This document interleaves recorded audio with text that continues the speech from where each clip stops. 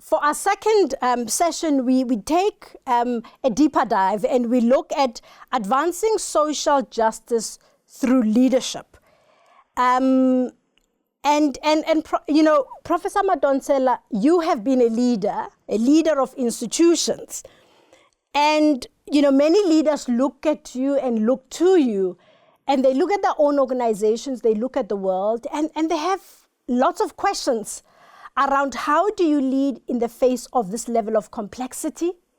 How do you lead in the level, you know, in a context where there's so much change? And so people are saying, can we still have fair organizations, or can we deliver on fairness? Can we deliver on equity? What is your advice to modern day leaders who are living in societies that are highly unjust, systems that are dismantling diversity? What do you say to leaders where everything that has been constant is changing? What do you say to these leaders that are struggling in this context? But how do you deal with bias?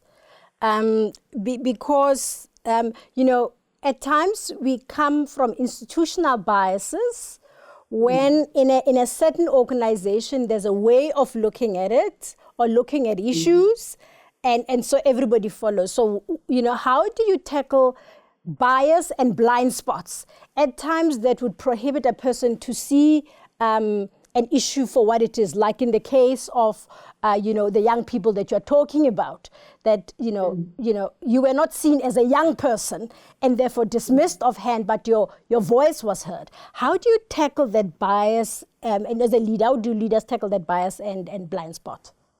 In this particular case, you've hit the nail in its head. And because of the historical exclusions, the in-groups are victims of a narrative that says you're better than. And they have a narrative that says those who are excluded, there's something wrong with them. So the people who are excluded have to be super performers. But there's always an invisible requirement that says prove yourself, whether because you're young, because of your particular ethnic group, because of your gender. And it's worse when you have an intersection of disability, race, gender, and probably being not heterosexual. And that can create. My suggestion in this is based on a course that I taught when I coordinated the teaching of judges, magistrates, and clerks of court on the Equality Act. The course that I personally taught, I was part of teaching in that particular context, was something called social context awareness. Some people have now even designed AI tools that help institutions and individuals to test your own biases. And I like that you've mentioned this. We all have our own biases. For example, when I went to speak, I think it was at Oceana recently, I met a guy who said his mother is a Mandosela. So automatically there was a warm spot in my heart. So imagine if I was dispensing opportunities, whether it's employment or tenders, etc. Unconscious to me, I would have a soft spot for this person. So it becomes extremely important that we find tools to surface our biases. In America, they use this with judges.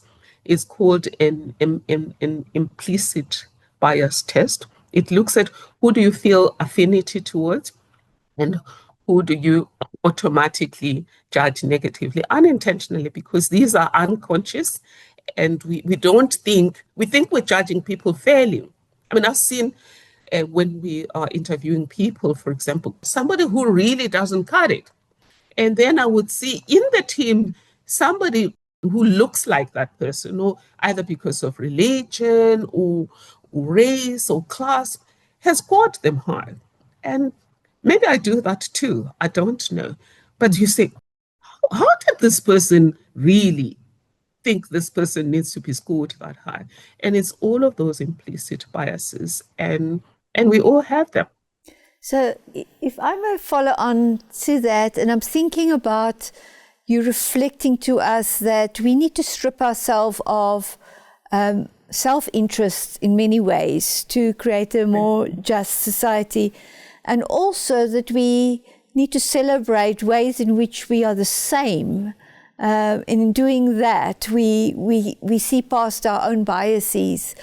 But I want to reflect a bit on leadership and the degree of corruption that we've seen in society. And just in this week's news, there's been quite a lot of examples again of people that are well trained as advocates or in leadership positions somehow fall into the trap of corruption, despite, I would imagine, having had good intentions to bring about social justice in the world and to see equality. What are your impressions or your thoughts about corruption in leadership and how we drive greater justice in South Africa?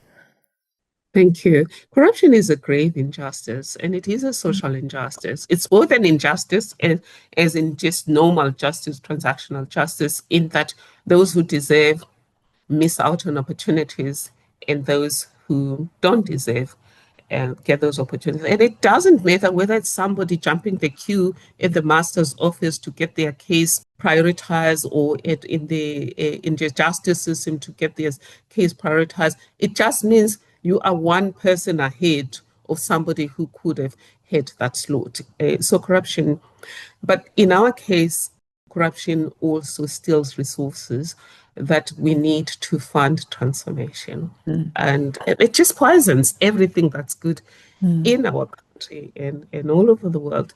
But you said something that I have said too, is that corruption is often seen as an equalizer.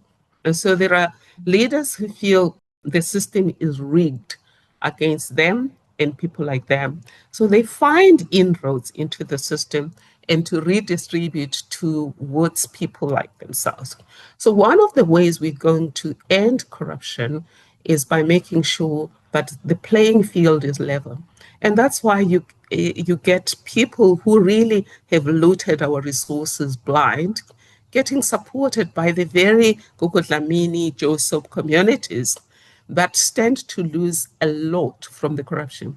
But it's because corrupt leaders usually distribute the crumbs to the marginalized in their own ethnic communities or social communities or political communities. So clean governance is useless when it doesn't translate to full good governance with those 8 pillars that the UN has advocated as the pillars of good governance. And one of those pillars is equality, undergirded by equity. I mean, there is food for thought in terms of you saying that, good governance by itself, it's not an end. Good governance should be a means to an end, and that end being more participation, eliminating exclusion, because by virtue of excluding others, we actually create opportunities for people to either bypass the system or create alternative pathways for inclusion. So thank you so much, Professor Mandosela, for that. Any concluding remarks on this session? I just wanted to clarify there that when equity or equality is not there, it's not good governance, it's clean governance. So I've heard provinces that people say are based on good governance. I say, no, they're not based on good governance. They're based on clean governance. If you're not transformative, if you're not leveling the playing field, if you're not meeting people's needs, that's not good governance. It's just clean governance. Like that. And we need to move from clean governance to good governance that's all-inclusive. Thank you so much. And we join our third series shortly after this one.